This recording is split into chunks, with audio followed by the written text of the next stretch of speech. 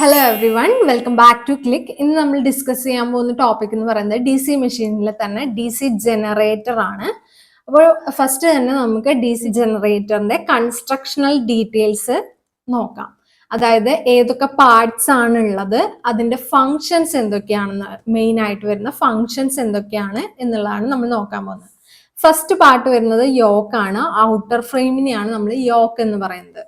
ആ യോക്കിന്റെ main functions എന്ന് പറയുന്നത് മെക്കാനിക്കൽ സപ്പോർട്ട് പ്രൊവൈഡ് ചെയ്യുക, പ്രൊട്ടക്റ്റീവ് കവറിംഗ് ആയിട്ട് ആക്ട് ചെയ്യുക, അതുപോലെ മാഗ്നറ്റിക് ഫ്ലക്സിനുള്ള ഒരു റിട്ടേൺ പാത്ത് ആയിട്ട് ആക്ട് ചെയ്യുക തുടങ്ങിയിട്ടുള്ളതാണ് യോക്കിന്റെ ഫങ്ഷൻസിൽ വരുന്നത്.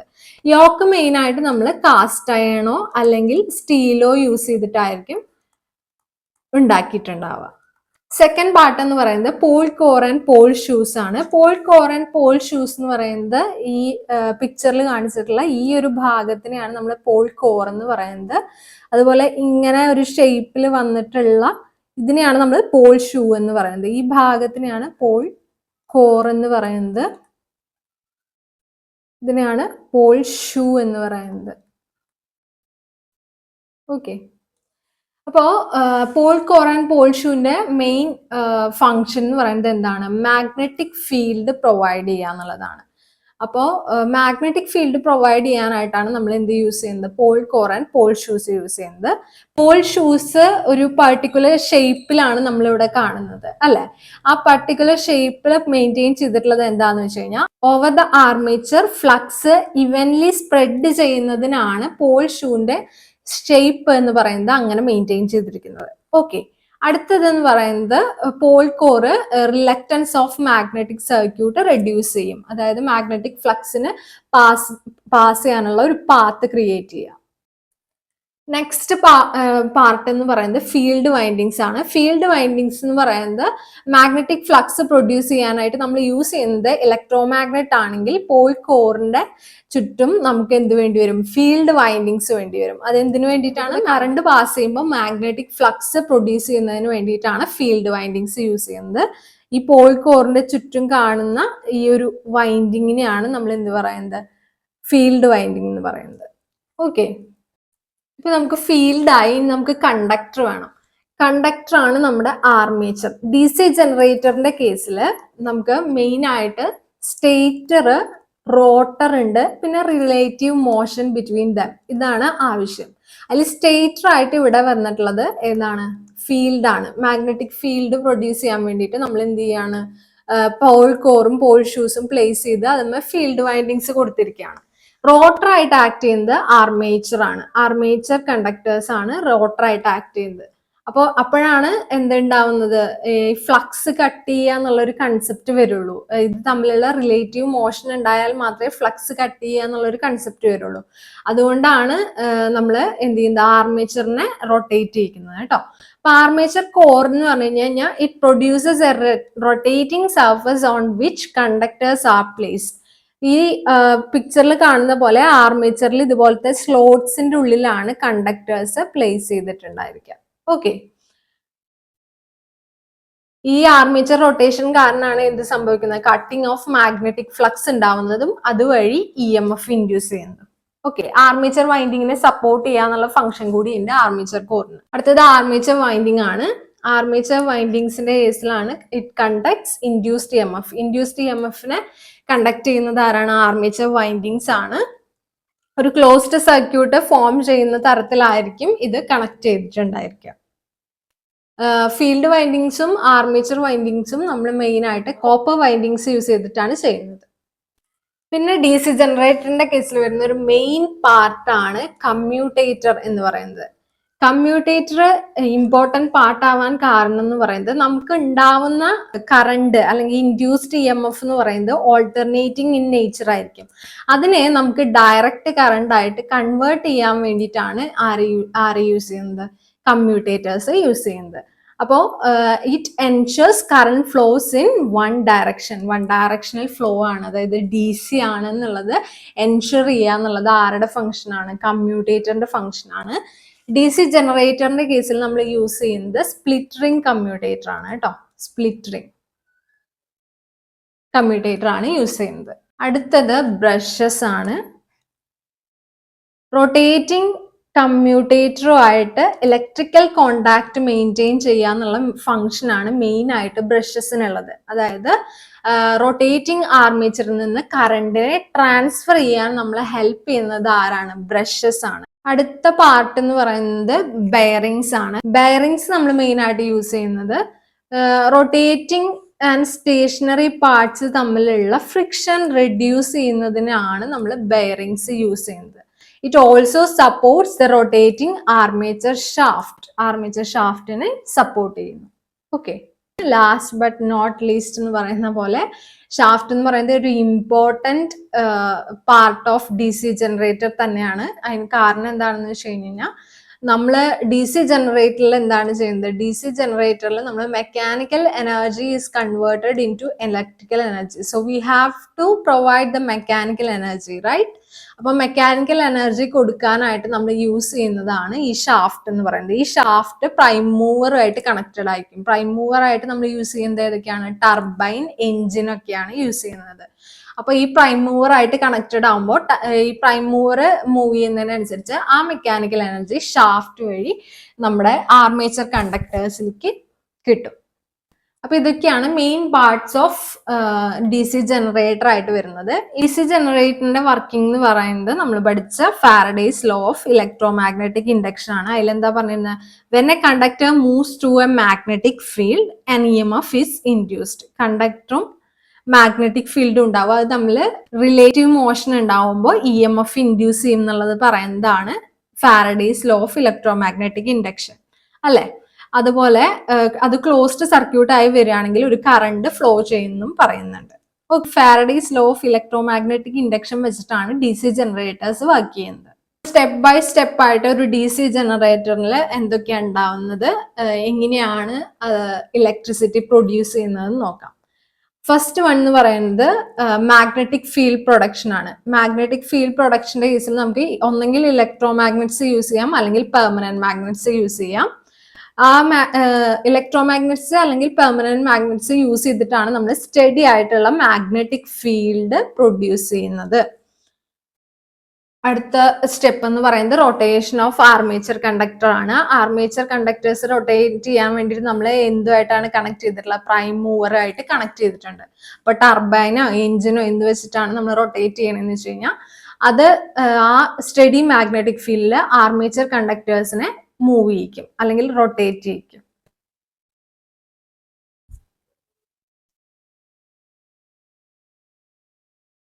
നെക്സ്റ്റ് സ്റ്റെപ്പ് എന്ന് പറയുന്നത് ഇലക്ട്രോ മാഗ്നറ്റിക് ഇൻഡക്ഷൻ ആണ്. ഇലക്ട്രോ മാഗ്നറ്റിക് ഇൻഡക്ഷൻ സംഭവിക്കുമ്പോൾ എന്താണ് ഉണ്ടാകുന്നത്? നമ്മുടെ ഫീൽഡ് സ്റ്റഡി ആയി നിൽക്കുന്നു, ആർമേച്ചർ റൊട്ടേറ്റ് ചെയ്യുന്നു. അപ്പോൾ ഒബ്വിയസ്ലി എന്തുണ്ടാവും? മാഗ്നറ്റിക് ഫ്ലക്സ് ലൈൻസിനെ കട്ട് ചെയ്യും. അപ്പോൾ ഫാരഡേസ് ലോ അനുസരിച്ച്, Faraday's law of electromagnetic induction അനുസരിച്ച് മാഗ്നറ്റിക് ഫ്ലക്സ് ലൈൻസിനെ കട്ട് ചെയ്യുമ്പോൾ ഒരു ഇൻഡ്യൂസ്ഡ് EMF ഉണ്ടായിരിക്കും. ഈ ഇൻഡ്യൂസ്ഡ് EMFന്റെ ഡയറക്ഷൻ ഡി സി ജനറേറ്ററിൽ കാണുന്നത് using Fleming's right hand rule ആണ്. ഇതിനെ അല്ലെങ്കിൽ ജനറേറ്റർ റൂൾ എന്നും പറയും. ഓക്കെ, അപ്പൊ ഫ്ലെമിങ്സ് റൈറ്റ് ഹാൻഡ് റൂൾ വെച്ചിട്ടാണ്, അതൊന്ന് നോട്ട് ചെയ്ത് വെക്കണം, ഇമ്പോർട്ടന്റ് ആണ്. Fleming's right hand rule use ചെയ്തിട്ടാണ് ഇങ്ങനെ ഇൻഡ്യൂസ് ചെയ്യുന്ന EMFന്റെ ഡയറക്ഷൻ നമ്മൾ കണ്ടുപിടിക്കുന്നത്. ഫ്ലെമിങ്സ് റൈറ്റ് ഹാൻഡ് റൂളിലും മുന്നത്തെ പോലെ തന്നെ തമ്പ് ഫോഴ്സിനെ ആയിരിക്കും കാണിക്കുക, അല്ലെങ്കിൽ മോഷൻ.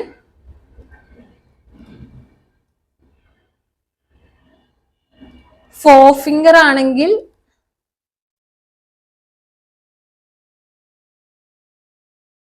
ഫീൽഡ്, മിഡിൽ ഫിംഗർ ആണെങ്കിൽ കറണ്ട്. സെയിം തന്നെ. ഫ്ലെമിങ്സ് ലെഫ്റ്റ് ഹാൻഡ് റൂളിൽ നമ്മൾ പഠിച്ചിട്ടുള്ള ഓർഡറിലുള്ളത് തന്നെയാണ് ഫ്ലെമിങ്സ് റൈറ്റ് ഹാൻഡ് റൂളിലും വരുന്നത്. ഡി സി ജനറേറ്ററിന്റെ കേസിൽ അപ്പൊ നമ്മൾ യൂസ് ചെയ്യുന്നത് ഏതാണെന്ന് ഓർത്ത് വെക്കുക. ഫ്ലെമിങ്സ് റൈറ്റ് ഹാൻഡ് റൂൾ ആണ് ഇൻഡ്യൂസ്ഡ് EMFന്റെ ഡയറക്ഷൻ കണ്ടുപിടിക്കാനായിട്ട് യൂസ് ചെയ്യുന്നത്. അങ്ങനെ ഇൻഡ്യൂസ്ഡ് EMF ഉണ്ടായി കഴിയുമ്പോൾ ക്ലോസ്ഡ് സർക്യൂട്ട് ആയതുകൊണ്ട് എന്തുണ്ടാവും? ഒരു കറണ്ട് ഫ്ലോ ഉണ്ടാവും. അതാണ് നാലാമത്തെ സ്റ്റെപ്പ് എന്ന് പറയുന്നത്, current flow in armature conductors. അപ്പോ എക്സ്റ്റേണൽ സർക്യൂട്ട് ക്ലോസ്ഡ് ആയതുകൊണ്ട് EMF കാരണം എന്തുണ്ടാവും? ഒരു കറണ്ട് ഫ്ലോ ഉണ്ടാവും. ഈ കറണ്ട് ഫ്ലോന്റെ നേച്ചർ എങ്ങനെയുള്ളതായിരിക്കും? ഓൾട്ടർനേറ്റിംഗ് ഇൻ നേച്ചർ ആയിരിക്കും. അഥവാ നമുക്ക് കിട്ടുന്നത് എന്ന് പറയുന്നത് ഓൾട്ടർനേറ്റിംഗ് ആയിട്ടുള്ള കറണ്ട് വേവ് ഫോം ആയിരിക്കും. ഓക്കെ, അപ്പൊ നെക്സ്റ്റ് സ്റ്റെപ്പ് എന്തായിരിക്കും? കമ്മ്യൂട്ടേഷൻ ചെയ്യലാണ്. അതായത് കമ്മ്യൂട്ടേറ്റർ യൂസ് ചെയ്ത് conversion of AC to DC, alternating ആയിട്ട് നമുക്ക് കിട്ടിയിട്ടുള്ള കറണ്ടിനെ യൂണിഡയറക്ഷണൽ ആയിട്ടുള്ള DC കറണ്ട് ആയിട്ട് കൺവേർട്ട് ചെയ്യുക എന്നുള്ളതാണ് നെക്സ്റ്റ് സ്റ്റെപ്പ്. അതിനുവേണ്ടി നമ്മൾ യൂസ് ചെയ്യുന്നത് എന്താണ്? കമ്മ്യൂട്ടേറ്റർ ആണ്. ഇവിടുത്തെ കേസിൽ DC ജനറേറ്ററിന്റെ യൂസ് ചെയ്യുന്ന കമ്മ്യൂട്ടേറ്ററിന്റെ പേര് സ്പ്ലിറ്റ് റിംഗ് കമ്മ്യൂട്ടേറ്റർ ആണ്. ഇനി എന്താ ചെയ്യേണ്ടത്? നമുക്ക് ഔട്ട്പുട്ട്, അതായത് ഇലക്ട്രിക്കൽ എനർജീനെ പുറത്തേക്ക് എടുക്കണം. അതിന് വേണ്ടിയിട്ട് നമ്മളെ സഹായിക്കുന്നത് എന്താണ്? ബ്രഷസും എക്സ്റ്റേണൽ കണക്ഷനും ആണ്. അപ്പൊ കാർബൺ ബ്രഷസ് കമ്പ്യൂട്ടറിന്റെ അവിടെ കണക്ട് ചെയ്തിട്ടുണ്ടാവും. ആ ബ്രഷസ് വഴിയാണ് നമ്മൾ DC ഔട്ട്പുട്ട് എക്സ്റ്റേണൽ ലോഡ് സർക്യൂട്ടിലേക്ക് ട്രാൻസ്ഫർ ചെയ്യുന്നത്. ഇത്രയും സ്റ്റെപ്സ് ആണ് DC ജനറേറ്ററിന്റെ വർക്കിങ്ങിൽ നടക്കുന്നത്. ഇനി നമ്മൾ നോക്കാൻ പോകുന്നത് ടൈപ്സ് ഓഫ് DC ജനറേറ്റർ ആണ്. DC ജനറേറ്ററിന്റെ കേസിൽ സ്റ്റഡി ഫീൽഡ് ജനറേഷന് വേണ്ടിയിട്ട് നമുക്ക് ഒന്നെങ്കിൽ പെർമനന്റ് മാഗ്നറ്റ് യൂസ് ചെയ്യാം, അല്ലെങ്കിൽ ഇലക്ട്രോ മാഗ്നറ്റ് യൂസ് ചെയ്യാം. പെർമനന്റ് മാഗ്നറ്റ് ആണ് യൂസ് ചെയ്യുന്നതെങ്കിൽ നമ്മൾ പെർമനന്റ് മാഗ്നറ്റ്സ് യൂസ് ചെയ്തിട്ടായിരിക്കും ഫീൽഡ് കോയിൽസിനെ എക്സൈറ്റ് ചെയ്യിക്കുന്നത്. അങ്ങനെയുള്ള DC ജനറേറ്റേഴ്സിനെയാണ് പെർമനന്റ് മാഗ്നറ്റ് DC ജനറേറ്റർ എന്ന് പറയുന്നത്. അതേസമയം ഇലക്ട്രോ മാഗ്നറ്റ് ആണെങ്കിൽ നമ്മൾ വൈൻഡിങ്സ് ഉണ്ടായിരിക്കും. ആ വൈൻഡിങ്സ് കൂടെ കറണ്ട്, ഫീൽഡ് വൈൻഡിങ്സ് കൂടെ കറണ്ട് പാസ് ചെയ്യുമ്പോഴാണ് ഫീൽഡ് കോയിൽസ് എന്ത് ചെയ്യുന്നത്? എക്സൈറ്റഡ് ആവുന്നത്. അങ്ങനെയുള്ളത് തന്നെ രണ്ട് ടൈപ്പ് ഉണ്ട്. സെപ്പറേറ്റ്ലി എക്സൈറ്റഡ് ഉണ്ട്, സെൽഫ് എക്സൈറ്റഡ് ഉണ്ട്. ഫീൽഡ് കോയിൽസ് ഒരു external source, external DC source use ചെയ്തിട്ടാണ് നമ്മൾ എക്സൈറ്റ് ചെയ്യിക്കുന്നതെങ്കിൽ അതിനെയാണ് നമ്മൾ separately excited. As the name suggest, separately ആണ് നമ്മൾ എക്സൈറ്റ് ചെയ്യിപ്പിക്കുന്നത്. ഓക്കെ, അതായത് ഫീൽഡ് വൈൻഡിങ്സിലേക്ക് കറണ്ട് പ്രൊവൈഡ് ചെയ്യാൻ വേണ്ടിയിട്ട് ഒരു സെപ്പറേറ്റ് DC സോഴ്സ് തന്നെ നമുക്കുണ്ട്. സെൽഫ് എക്സൈറ്റഡ് DC ജനറേറ്ററിലാവുമ്പോൾ ഈ ജനറേറ്ററിൽ കൂടെ പോകുന്ന കറണ്ട് വെച്ചിട്ട് തന്നെയാണ് ഫീൽഡ് കോയിൽസിനെ നമ്മൾ എക്സൈറ്റ് ചെയ്യിപ്പിക്കുന്നത്. അപ്പോൾ മെയിൻ ആയിട്ട് ഈ രണ്ട് ക്ലാസിഫിക്കേഷൻ ആണ് വരുന്നത്. ഒന്ന് പെർമനന്റ് മാഗ്നറ്റ് DC ജനറേറ്ററും, രണ്ടാമത്തെ എന്ന് പറയുന്നത് ഇലക്ട്രോ മാഗ്നറ്റ് ആണ്. ഇലക്ട്രോ മാഗ്നറ്റിന്റെ വീണ്ടും വരുന്ന ക്ലാസിഫിക്കേഷൻ ആണ് separately excited and self excited. Self excited DC ജനറേറ്റേഴ്സിനെ തന്നെ 3 ആയിട്ട് ക്ലാസിഫൈ ചെയ്യാം. സെൽഫ് എക്സൈറ്റഡ് ആകുമ്പോൾ നമ്മൾ എന്താ പറഞ്ഞത്? നമ്മുടെ ഫീൽഡ് എക്സൈറ്റ് ചെയ്യിക്കുന്നത് നമ്മൾ ജനറേറ്റർ തന്നെയാണ്. അത് നമുക്ക് സീരീസ് വൗണ്ട് ചെയ്തിരിക്കുകയാണെങ്കിൽ എങ്ങനെയാണ് കണക്ഷൻ എന്നതിനനുസരിച്ച് അതിനെ series wound, shunt wound and compound wound generators ആയിട്ട് 3 ക്ലാസിഫൈ ചെയ്തിട്ടുണ്ട്. നമുക്ക് ഓരോ ജനറേറ്റേഴ്സും നോക്കാം. സീരീസ് വൗണ്ട് ജനറേറ്റേഴ്സിന്റെ കേസിൽ എന്താണ്? ആർമേച്ചറിന് സീരീസ് ആയിട്ടായിരിക്കും ഫീൽഡ് കണക്ട് ചെയ്തിരിക്കുന്നത്. ഈ പിക്ചറിൽ കാണുന്ന പോലെ നമ്മുടെ ജനറേറ്ററിന്റെ ആർമേച്ചറിന് സീരീസ് ആയിട്ടായിരിക്കും ഫീൽഡ് കണക്ട് ചെയ്തിട്ടുണ്ടാവുക. അങ്ങനെയാണെങ്കിൽ ആർമേച്ചർ കറണ്ട് IA എന്ന് പറയുന്നത് വിൽ ബി ഈക്വൽ ടു ഈ സീരീസ് ഫീൽഡിലേക്കൂടെ പോകുന്ന കറണ്ട് ISC എന്ന് എടുക്കുകയാണെങ്കിൽ അതും ഈക്വൽ ആയിരിക്കും. അതുപോലെ IL എന്ന് പറയുന്നത് ലോഡ് കറണ്ട് ആണെങ്കിൽ അതും ഈക്വൽ ആയിരിക്കും. കാരണം ഇതെല്ലാം എന്തിലാണ്? സീരീസിലാണ്. ഇൻ സീരീസ് ആയതുകൊണ്ട് ഈ കറണ്ട് IL, ISC, IA എന്ന് പറയുന്ന 3 കറണ്ടും ഈക്വൽ ടു I എന്ന് എടുക്കാൻ പറ്റും. ഓക്കെ അല്ലേ? ഇവിടെ വോൾട്ടേജ് അക്രോസ് ലോഡ് കണ്ടുപിടിക്കണമെങ്കിൽ V എന്ന് പറയുന്നത് എന്തായിരിക്കും? Generated EMF EG minus I into IAയും ISC IL ഒക്കെ Iക്ക് ഈക്വൽ ആയതുകൊണ്ട് നമുക്ക് I സിംപ്ലി I എന്നാണ് റെപ്രസെന്റ് ചെയ്തിട്ടുള്ളത്. I into RA plus RSC, അതായത് ആർമേച്ചർ റെസിസ്റ്റൻസ് അതുപോലെ സീരീസ് ഫീൽഡ് വൈൻഡിങ്ങിന്റെ റെസിസ്റ്റൻസ് RSCയും കൂടി കൂട്ടിയിട്ടുള്ള ആ ഒരു ഡ്രോപ്പും കൂടി കഴിഞ്ഞ് കിട്ടുന്നതാണ്. ജനറേറ്റഡ് EMFൽ നിന്ന് ആർമേച്ചറിന്റെ അവിടെ വരുന്ന ഡ്രോപ്പും സീരീസ് ഫീൽഡിന്റെ അവിടെ വരുന്ന ലോസും കൂടി അല്ലെങ്കിൽ ഡ്രോപ്പും കൂടി മൈനസ് ചെയ്തതായിരിക്കും എന്തെന്ന് പറയുന്നത്? Voltage across load output voltage V എന്ന് പറയുന്നത്. അങ്ങനെയാണെങ്കിൽ പവർ ജനറേറ്റഡ് കാണുകയാണെങ്കിൽ നമുക്ക് എന്ത് ചെയ്താൽ മതി? Power generated EMF into current ചെയ്താൽ മതി. പവർ ഡെലിവേർഡ് ടു ലോഡ് കാണണമെങ്കിൽ ഔട്ട്പുട്ടിൽ വരുന്ന വോൾട്ടേജ് V ഇൻറ്റു I ചെയ്താൽ മതി. ഇനി അടുത്ത ടൈപ്പ് എന്ന് പറയുന്നത് നമ്മൾ പറഞ്ഞത് ഷണ്ട് വൗണ്ട് ജനറേറ്റർ ആണ്. ഷണ്ട് വൗണ്ട് ജനറേറ്ററിന്റെ കേസിൽ നമ്മൾ ആർമേച്ചറിന് പാരലൽ ആയിട്ടാണ് ഷണ്ട് ഫീൽഡ് കണക്ട് ചെയ്തിരിക്കുന്നത് അല്ലെ? ഇവിടെ കണക്ട് ചെയ്തിരിക്കുന്നത് ആർമേച്ചറിന് പാരലൽ ആയിട്ടാണ്. അപ്പൊ ഇവിടെ വരുന്ന വോൾട്ടേജ് എന്ന് പറയുന്നത് വി ആയിരിക്കും. നമ്മുടെ ആർമേച്ചർ കറണ്ട്, ഇതിൽ കൂടെ വരുന്ന ആർമേച്ചർ കറണ്ട് ഐ എ എന്ന് പറയുന്നത് രണ്ട് പാർട്ടായിട്ട് ഡിവൈഡ് ചെയ്ത് പോവാണ്. ഇതിൽ കൂടെ ഐ എൽ എന്ന് പറയുന്ന ലോഡ് കറണ്ടും ഇതിൽ കൂടെ ഐ എസ് എച്ച് എന്ന് പറയുന്ന ഫീൽഡ് കറണ്ടും ആയിട്ട് ഡിവൈഡ് ചെയ്ത് പോവാണ്.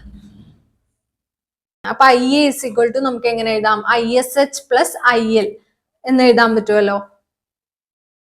ഇനി ഷണ്ട് ഫീൽഡ് കറണ്ട് കണ്ടുപിടിക്കുകയാണെങ്കിൽ എന്ത് ചെയ്താൽ മതി? അതിന്റെ അക്രോസ് വരുന്ന വോൾട്ടേജ് എന്താണ്? വി ആണ്. ആ വി ഡിവൈഡഡ് ബൈ ഷണ്ട് ഫീൽഡിന്റെ റെസിസ്റ്റൻസ് ചെയ്ത് കഴിഞ്ഞാൽ ഷണ്ട് ഫീൽഡ് കറണ്ട് കിട്ടില്ലേ? അപ്പൊ നമുക്ക് എന്ത് എഴുതാം? I S H is equal to V divided by R S H എന്ന് എഴുതാം.